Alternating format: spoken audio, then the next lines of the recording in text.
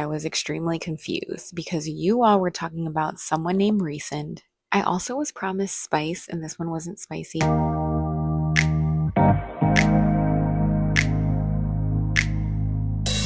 I want to start off this video by first talking about what ACOTAR is about. It appears to be a retelling of Beauty and the Beast. Something happens with Feyre and a fairy person who lives like beyond the wall. There's like a treaty where there's a wall between the mortal world and like the fairy world. And Feyre does something that causes Tamlin to come over to the wall to find her and say, you know, who did this thing? It might be on the back of the book, but I don't want to give it away if it's not. Who did this thing? And she was like, it's me. And he's like, well, according to the treaty, I either have to kill you or I take you back with me forever until you die and you have to leave your family. So she's like, well, can you take me in the back and kill me because I don't want it to happen in front of my family? And he's like, you're not going to fight me or anything? And she's like, no. He's like, well, I'm going to take you back with me. And she kind of just like lives with him. And then things kind of spiral from there. The book is sedentary for like the first half of the book, but it's still interesting. Like when people say that the first half of ACOTAR is boring, they just mean there's no action, I think, because that's what's happening. Like she's living in this fairy world. I appreciate the world building. I appreciate the story. Maybe 3/4 of the way through, that gets like really action packed. So just a forewarning about that, but it is very Beauty and the Beast, but like fairy and mortal. I did want to throw that in at the beginning of this video because I just go in to start talking about ACOTAR with not actually explaining what the book is about. From here on out, there will be spoilers. So if you have not read ACOTAR, then skip away because I will be talking about the books. I highly recommend reading it. I fought it for so long because I was so intimidated. I was intimidated by Fourth Wing too, and I read all 3 of those books. Now I'm on ACOTAR and I'm thoroughly enjoying it. I'm really excited to read the second book. And if you have not read it, please read it. From here on out, it's going to be spoilers. I am here to report I have finished A Court of Thorns and Roses. Fully marked it up, okay? I loved it so much. I heard that it was going to be boring for the first half, and it actually was not, and I got through it all pretty fast. I first want to say that I was extremely confused because you all were talking about someone named Resend, and I didn't see him in here until like way later. I was like, seems like her love interest is Tamlin, but it's giving love triangle. I imagine in the second book, which I do own, I got at Marshall's, sensing a love triangle brewing. I also was promised spice, and this one wasn't spicy, but I see that they gradually get spicy, so I'm excited to keep going. I love Feyre. She takes whatever challenge comes her way. She ends up falling in love with Tamlin, going after Amarantha to save not only Tamlin, but the entire fairy world. I hope we get more about the fairies that she had to sacrifice in order to do this. I solved the riddle right before she did, which it started to end up being more obvious, so I don't think that's really like skillful of me or anything. I did solve it before she did. Resend as a character, it's like you can tell he's rough around the edges because of the situation he is put in with Amarantha. For that, I'm giving him grace in his behavior.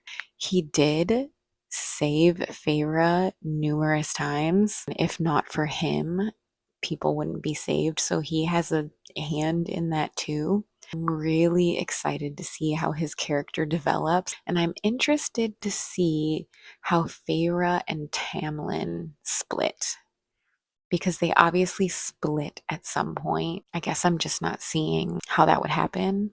I'm obsessed with Lucian. I think that his background also kind of excuses his behavior in the beginning. He ended up being a really good friend to Feyre, and I just enjoy him as a character. I also adore Alice. I'm excited to see what happens in book 2. I love that she's high fae. I love that Feyre is high fae. This is going to be crazy. I do want to see also what happens with Nesta, her sister. I went to a local bookstore called Black Cat Books and Oddities in Medina, Ohio. They were having like a little Gilmore Girls day. We wanted to check it out, so I went there and I finally got my hands on Unloved by Peyton Corrine. My favorite hockey romance of all time is Unsteady by her, and I'm finally reading this. I'm actually like months behind. So I'm going to check that out as well, but I'm definitely going to do A Court of Mist and Fury first. It might take me a while. This one's a big boy, but I did get the audiobook so I can do immersive reading again. That just helps me to like zone in and focus on it. So I'll do that and then do Unloved. And then in the middle somewhere, I'm still reading this. I'm still reading this, but I am almost done. I am almost done. These two I can have done by the end of the week. I have to, because they're both such good books. I'm just having a hard time finishing it because I'm getting distracted, but I will finish it. I'm going to insert some clips from the Gilmore Girls weekend. It's just a few things. The bookstore was super cute. Now, my son and I are about to go back to school shopping, and there is a Books A Million at the mall. So I will probably be going there, or we'll go to this outdoor shopping center called Crocker Park that also has a Barnes and Noble. So I'm going to do one of those two things, but I will bring you all along with me.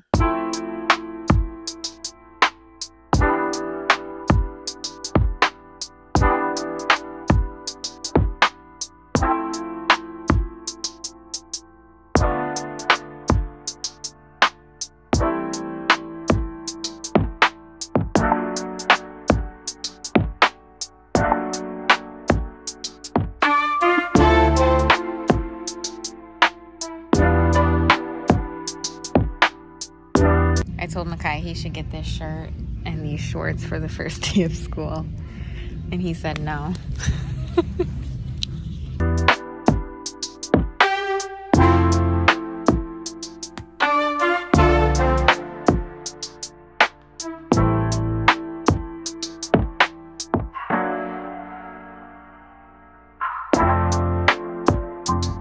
Why do they keep saying ripped to ribbons? Like, is that how they kill these people? They like spiralize them? I started A Court of Mist and Fury.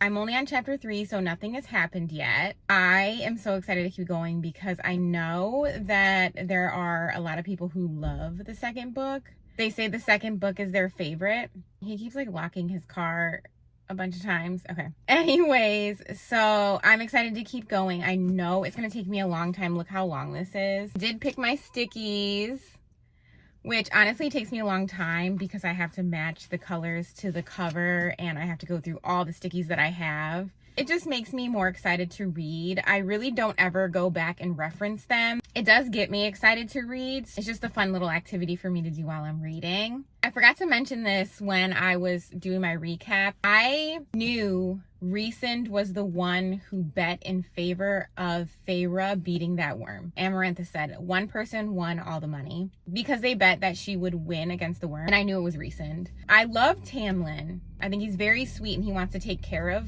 Feyre. With me knowing that things don't last with Tamlin because Rhysand, obviously, I think what does it is that Rhysand knows the strength of Feyre and knows what she would and would not do. And I don't think that Feyre is a stay-at-home wife. Like, she wants to adventure. She hunted, she did all this stuff, saved everybody. She doesn't want to just be this Tamlin's wife type lady. So I think that might be the downfall, but I don't know. That's just my prediction. But also, you guys saw that I got Murderland by Carlyn Greenwald.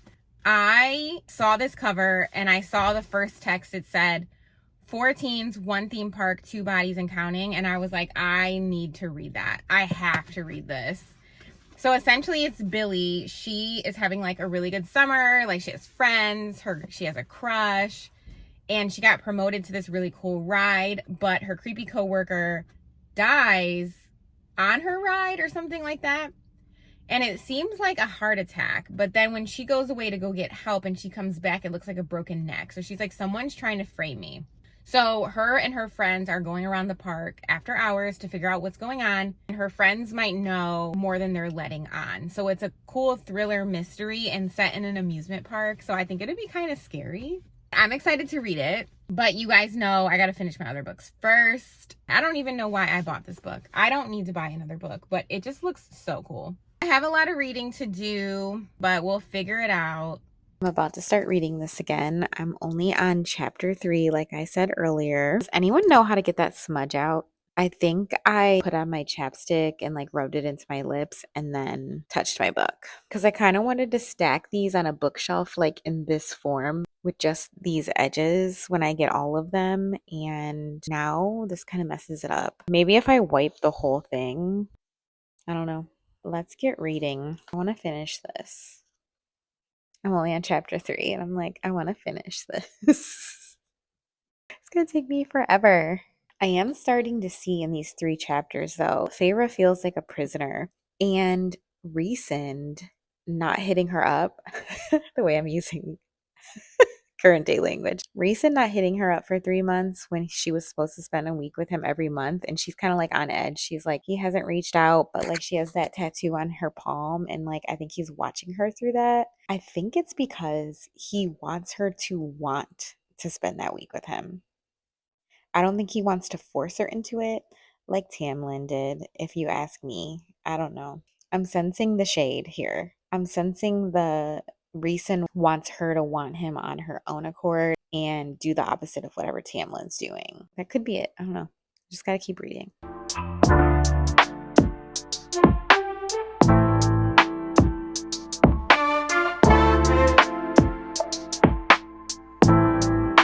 I am so tired. I am on chapter 6. I did play with my phone for a while, and then my friends were texting in the group chat. So I did only get to chapter 6, but I've learned so much already. I'm like half right about the Tamlin thing. He's just not understanding Feyre. It's also just like the immense amount of guilt she's feeling for the sacrifice she had to make to save everybody by killing those 2 fairies, those 2 innocent fairies. And she's been like throwing up and just the guilt was eating her up.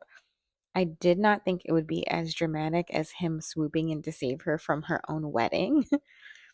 That bond that they have. Reading Rhysand, is it Rhysand or Rhysand? So I am immersive reading, and the same narrator has called him Rhysand in the first book, and now she calls him Rhysand. So we're going to say Rhysand.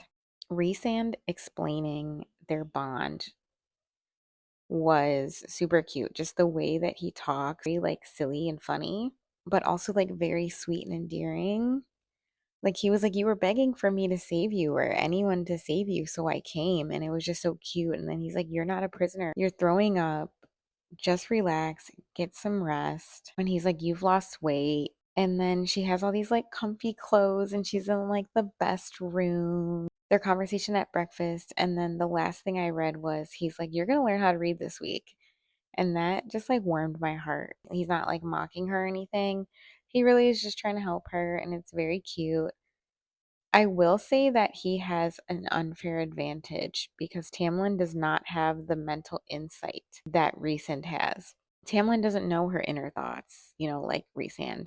No one is going to know her like Rhysand because he's in her mind. But I will say that Tamlin has to know that the guilt, like you can't live with someone and not know all that they're going through. And he seems to be kind of like ignoring it. This is why I said I was kind of right. She mentioned in chapter 5 or so, I think it was chapter 5 or 4, Tamlin is just like protecting her and she understands that he doesn't want her to get hurt. It's like driving her a little crazy. So I don't know. It's already so good and I'm only on chapter 6. I do not understand this. These books are so good, but I have to wake up early tomorrow for my workout. So I have to go to bed. It's like 10:15 right now, or maybe even a little later. And all I want to do is keep going, but I won't end up going to my workout. I'm working out in my apartment, but can't skip my days. So I have to just go. So I'm going to go brush my teeth and lay down and go to bed. But all I want to do is read this. Ask me, did I work out this morning? I was so tired. So I'm gonna get ready, go to work, and now I have to work out when I get home, which sucks. I also could have read this morning because I woke up in enough time to read. I just didn't wake up in enough time to work out because I would have to work out then shower. I just drank coffee. And honestly, it was delightful. This is the best foundation that I've ever used. I don't know how. It's L'Oreal Infallible. My skin gets like oily. I feel like my makeup just slides off. With that, it's just so matte. So it works really well if you have oily skin. The soap I use is also oil balancing. I hope that helps.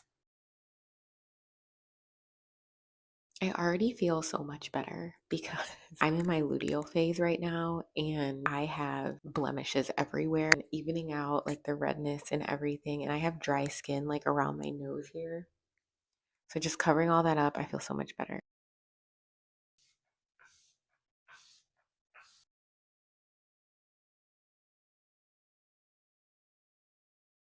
Now that I look like a functioning human being, I'm going to end the video here. I'm going to get to work, try to finish some books via audiobook, and check in next video about my progress with A Court of Mist and Fury. I know I'm going to love it because I already am, and I'm only on chapter 6. But I will see y'all next time. Thank you for watching.